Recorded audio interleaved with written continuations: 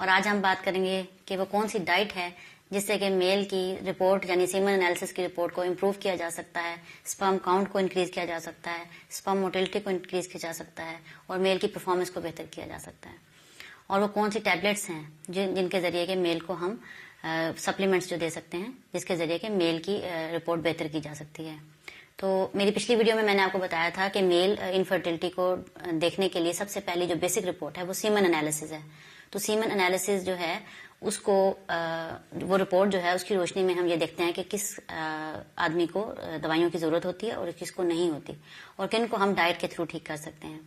جیسا کہ آپ کو پتا ہے کہ میں ہمیشہ سے زور دیتی ہوں اس بات پہ کہ منیمم میڈیسن یوز کرنی چاہیے اور میکسیمم اپنی خوراک کے ذریعے اس چیز کو کور کرنا چاہیے۔ تو وہ کون سی ڈائٹ ہے جس کے ذریعے مردانہ کمزوری کو دور کیا جا سکتا ہے اور اس سیمن کی رپورٹ کو بہتر کیا جا سکتا ہے، آج میں اس چیز کو ڈسکس کروں گی۔ تو سب سے پہلے تو ڈائٹ میں آپ کو جیسے پتا ہوگا وہ ڈائٹ جس میں اینٹی آکسیڈنٹس ہوں، جس میں جو ہے وائٹامنز ہوں اور جس میں جو ہے پروٹین ہو۔ یہ تین بیسک کمپوننٹس ہیں جو میل کی ڈائٹ میں ہونا ضروری ہیں، اور سب سے امپورٹنٹ جو ہیں وہ اس میں جو ہیں وہ نٹس آتے ہیں۔ نٹس میں کیا ہے؟ اخروٹ ہے، بادام ہے، کاجو ہے، پستہ ہے، یہ جو چیزیں ہیں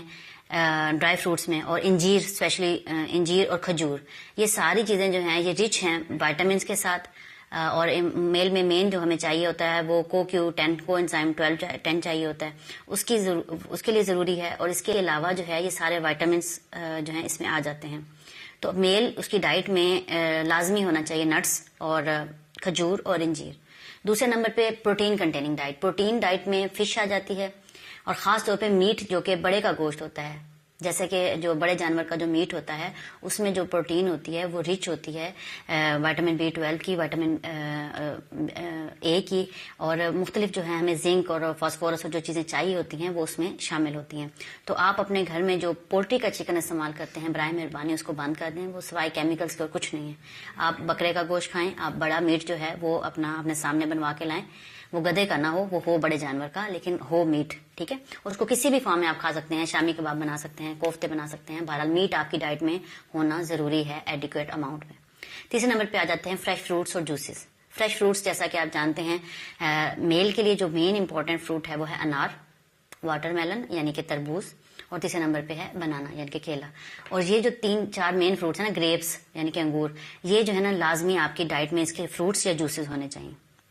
اس کے علاوہ کیا ہے کہ ایگز ہیں، اور جو ہے کلیجی ہے، اور جو سیلڈز ہیں، بینس کا سیلڈ ہے اور فریش ویجیٹیبلس کے جو سیلڈز ہیں، یہ سارے جو ہیں رچ ہوتے ہیں ان وائٹامنس، اور یہ آپ کی جو ہے زنک،